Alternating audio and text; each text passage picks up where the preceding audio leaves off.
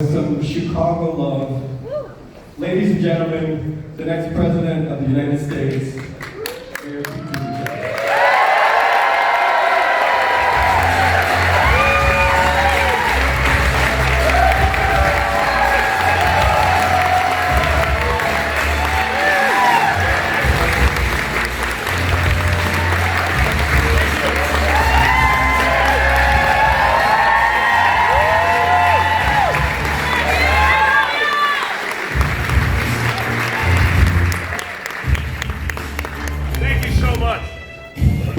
Every time. The other one works better.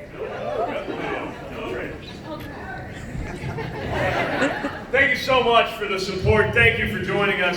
And thank you for caring about the future of this country enough to take action about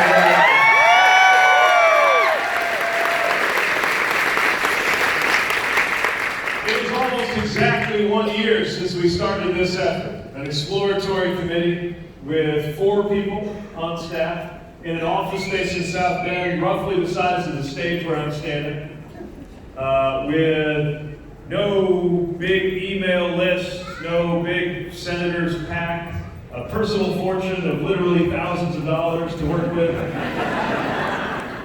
But this idea that we would be well served if we refuse to accept the way that things are working in our politics right now, refuse to try to play this president's game on his terms or go on his show, but rather take one last look at that show and change the channel to something better for us.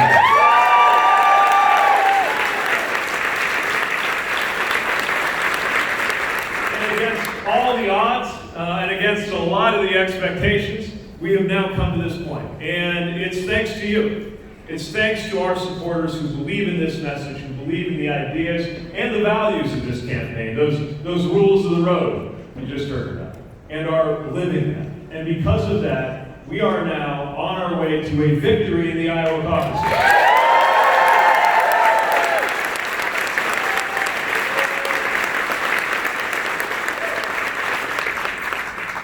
Yesterday was what we call a 4-state day. Woke up in South Carolina, connected with some supporters in Boston, campaigned in New Hampshire, and then by the time I hit the pillow, we were here in Illinois. So it's strange to think that for the next 9 days, I will be in the same state the whole time, but that's exactly where I need to be. I'm so thankful for you.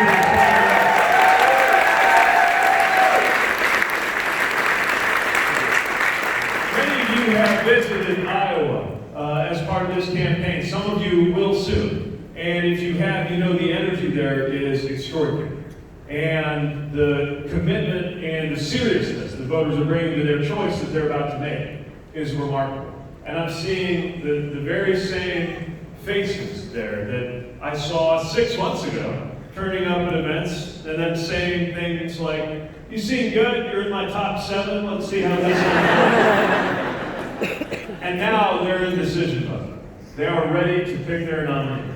And what we are seeing is that there are not only our fellow Democrats, but quite a few independents and a striking number of what I like to call future former Republicans ready to join this movement.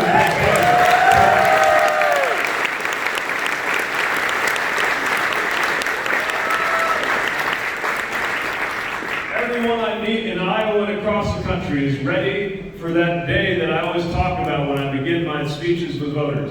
That first time that the sun comes up over Lake Michigan and Donald Trump is no longer the president of the United States.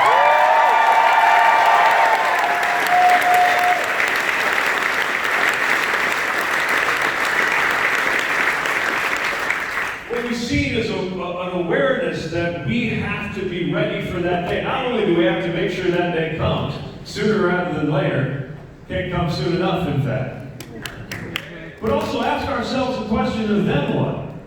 And remember that in order to win and in order to deserve to win, we've got to be prepared to govern. In order to govern well, we've got to be ready to unify this nation, to heal this nation, and do it in a way that is consistent with getting big things done, because those problems will be waiting for us just 1 year more serious than they are right now. From climate to gun violence, to the racial and economic inequality in this country, to the simple fact that while we are told to be happy with the conditions of our economy, more and more people I meet are fighting just to hold on to what they've got. And if there's one thing that the campaign process brings out, it's that you encounter people, right and left, who remind you what's at stake, who pull the stakes of this election off the newspaper pages and into real life. I believe that politics is about our everyday lives. It's how I got into politics. It's why I care. As somebody who saw how healthcare affected my own family, as somebody whose own city was brought to its knees by mismanagement in Washington and in corporate decisions, and then got right back on its feet because we believed in each other. As somebody whose marriage exists by a single vote on the United States Supreme Court.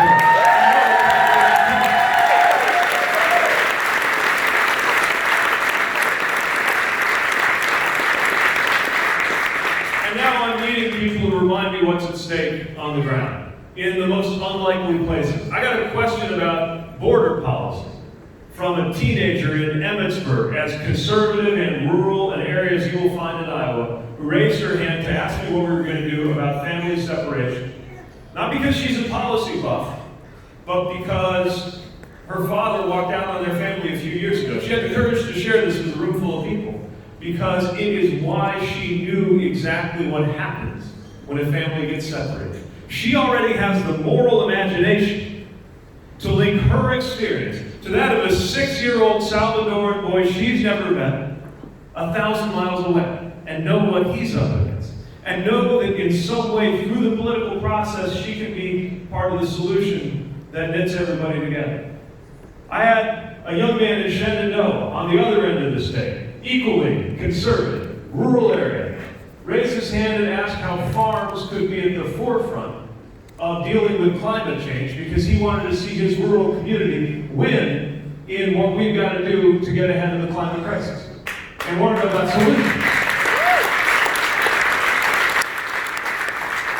I'm constantly encountering Americans with the moral authority of those not yet even old enough to vote.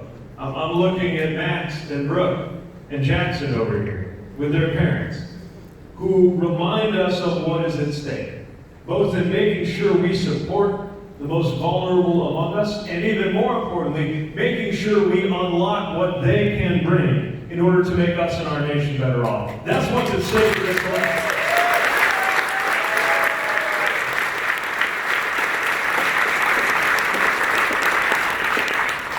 You already know that because you're here. And so the thing I'm asking of you is to spread that among those you know. To hit the road, to call people in your life, to reach out to them, knowing that the truth is the most effective thing for breaking through cynicism and calling somebody into the process is not whether they see a speech from me. It's whether somebody in your life reaches out to you and says what this campaign means to them. That's the thing that makes the biggest difference. And that's what each of you can do. In addition to the generous support you've given to make it possible for us to have those organizers on the ground and to be traveling across these United States. And in addition to what you can do, knocking on doors if you feel like it. And I can't promise you'll be warm, but I can promise you'll be excited. So many of you have heard me give my stump speech in your own backyards or in your own neighborhoods, so I'm not going to continue with the monologue. I'm going to ask you to help welcome somebody who's been a great friend in this campaign and one of the minds shaping our healthcare policy, who has the famous fishbowl. We gathered up questions so that we can have a conversation, and she's going to guide this discussion. So please welcome to the stage one of the architects of Medicare for All Who Wanted, Crystal Garrett.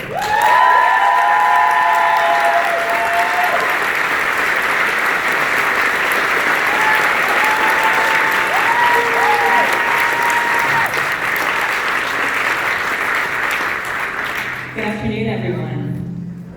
It is wonderful to be here, and I will not waste any time in getting to the questions, because I know those of you who ask questions are anxious to hear what the mayor has to say. All right, this first question is from Susan. She says, Trump has eliminated almost all of our environmental protections. I have personally been adversely affected by continuous discharges of cancer-causing chemicals into the water and air. U.S. Steel claims they haven't really broken any laws, which at this point is probably true. If elected, what will you do to reverse the effects of these health hazards and others like them taking place daily around their country? And if that's your question, give a shout so I can be looking toward you. There you are. Thank you for coming. Thank you for lifting up environmental justice. First of all, personnel is policy. So when I'm president, we're going to have someone in charge of the EPA who believes in protecting the environment and believes in climate change.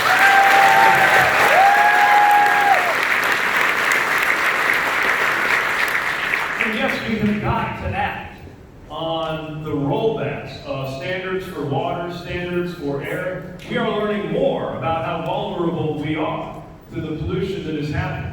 Not just the dangers of climate change, but things that affect our health at every turn. So we should have more, not less, tools in order to deal with it. And that's a question of legislation, yes, but it's also a question of making sure that the administration has the resources that it needs. It's also critically important that we do this with a view toward justice. It is a constant pattern that Black and Latino communities and other historically excluded and disadvantaged communities are on the front lines of coming to harm, whether it's from industrial pollution or disproportionate vulnerability to the effects of climate change. And it's why we will put equity at the heart of our strategies on environmental justice and environmental improvement going forward. This is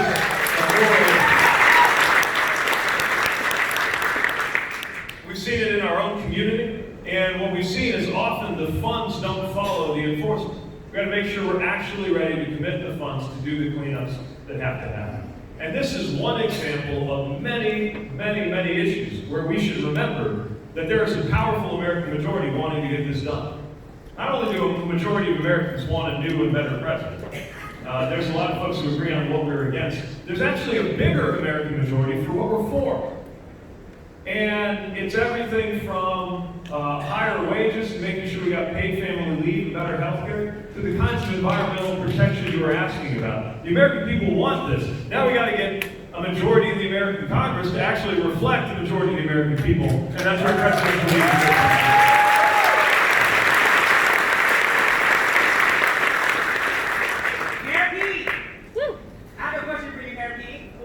How will you advise a transgender, queer, or non-binary teen who is disowned by their wealthy, homophobic parents and therefore cannot afford college because you oppose universal free public education and the majority of voters do? Oh, I have great news for you.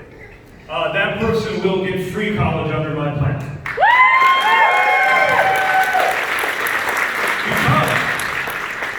What we are doing is basing it on somebody's ability to pay. Now, if you are in the top 10% by income, I am going to have to ask you to pay your own tuition.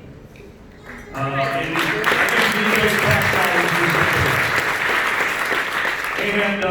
I think this is a pretty good way forward. Matter of fact, none other than Bernie Sanders believed this is the right thing to do a couple years ago. So I think this is a great area for us to come together with a common sense solution that targets our dollars on those who most need it. The next question is from Maria. If you had to pick one word to inspire our next generation to find a way forward as adult citizens of our nation, what would it be? Belonging. This campaign is about belonging. Look, we've got to recognize what we are up against in terms of policies and in terms of tone. The tone that this president has set for this country, the way that he talks to the American people, but increasingly the way the American people are talking to each other. When we share the same values, when we share values in terms of love of country, it has to be based on the awareness that if we're serious about love of country, that's not just reflected in chest thumping of a military parade. It's impossible to love a country if you hate half of the people in it. Our country's made of people.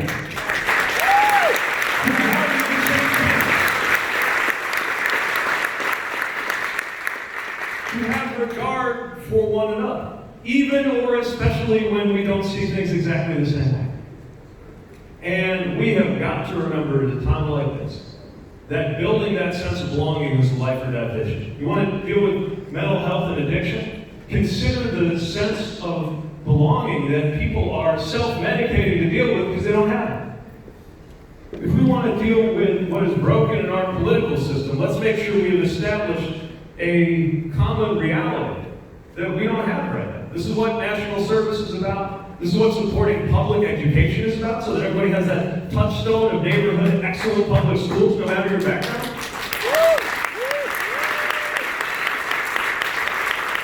This is not about pretending we're going to agree on everything.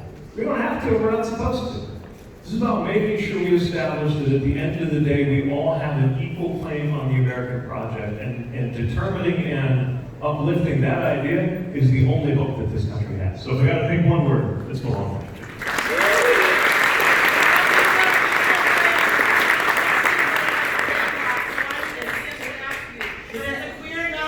I'm sorry, sir. I have to ask you to respect the format of our event here. I'm glad that you're here, and I appreciate your activism, but I really have to ask you to respect the format of our event. Go ahead. So we're taking that question out of the next question is for Bill. And Bill, this is your question, feel free to raise your hand. What, apart from supporting your campaign, would you ask each of us to do to strengthen trust within our society? And you didn't put any of them.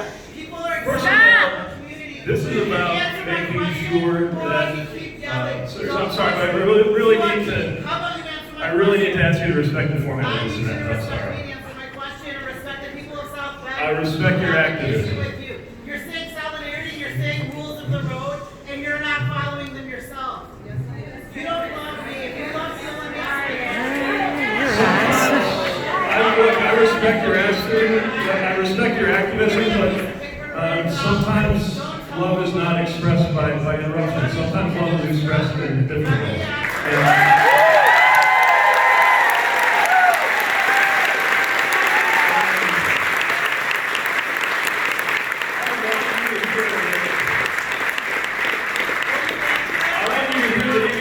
Another candidate, I respect your belonging, I respect your rights, and I respect your activism.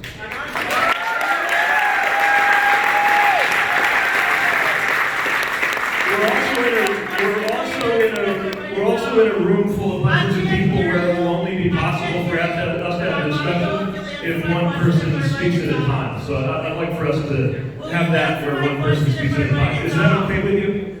Is it okay with you that one person speaks at a time? Is it okay with everybody else that one person speaks?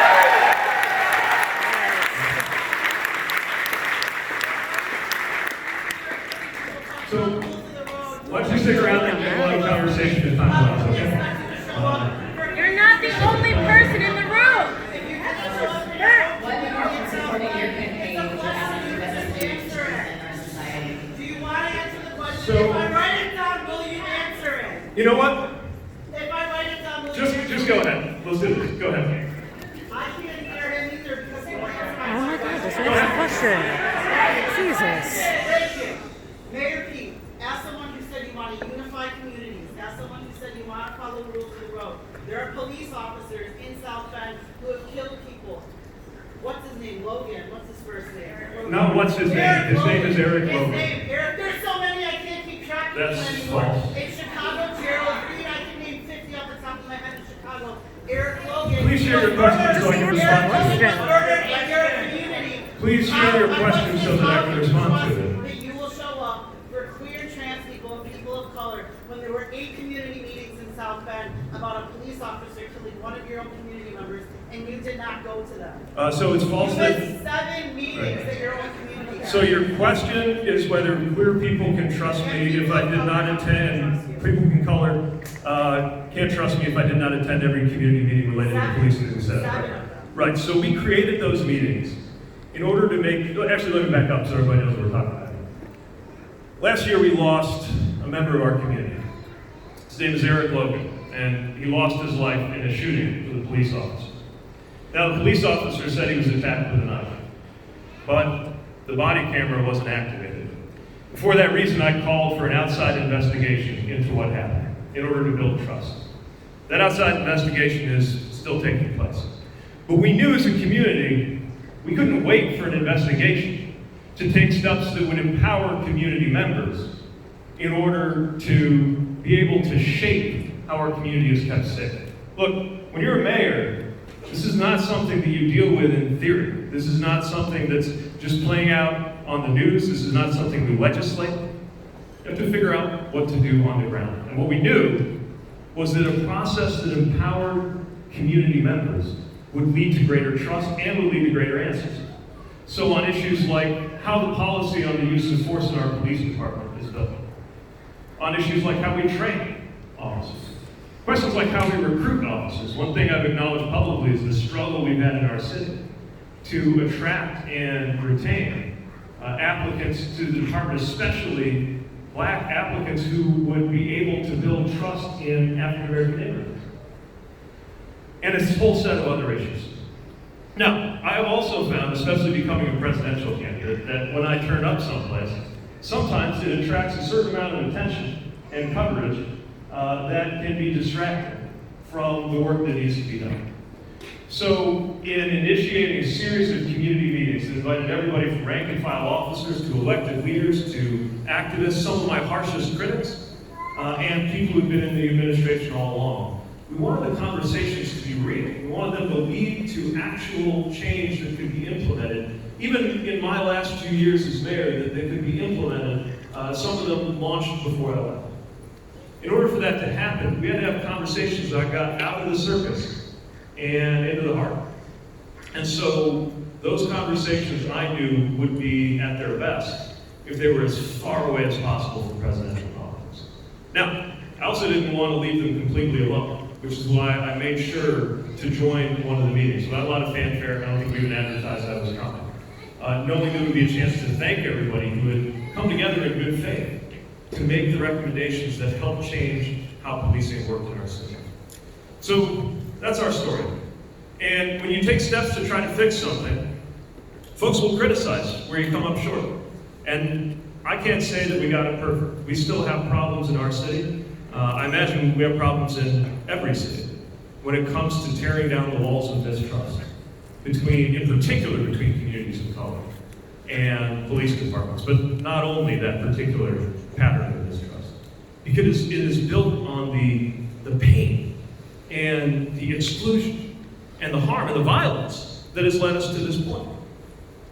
And I'm not standing up here as I hope to earn your vote, saying that I have earned it by getting everything perfect, or that racism, poverty, homelessness, and exclusion have come to an end in my city during my time as mayor any more than they've come to an end anywhere, but we have made so much progress.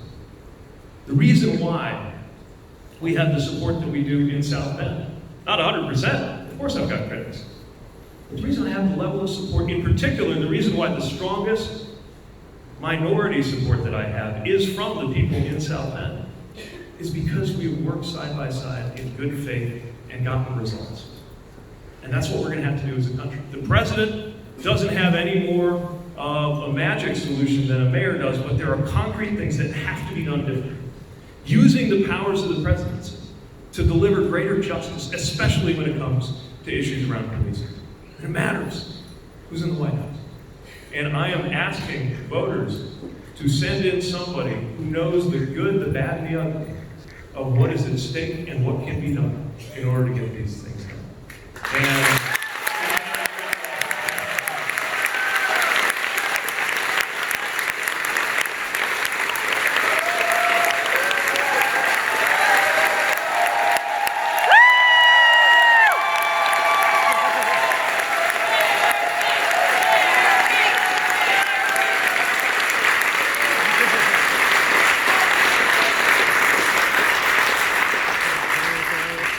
given the high sign that I guess our time is up. I tried to be concise in my answers, but that one touched enough things that I had to unpack it a little bit. So I gather our time is up, but please give me one more big thank you to Crystal for being our guest.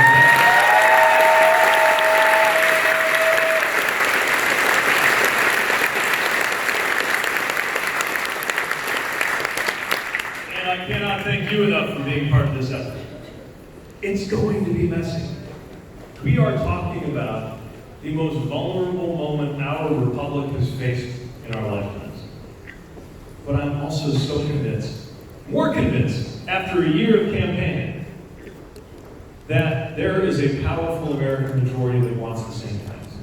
And that's going to be really important in this season in particular. Because the moment we're in, this is the stretch, some would call it the end of the beginning, that is drawing us to that first caucus night. This is the moment that will bring out the heat of competition more than ever.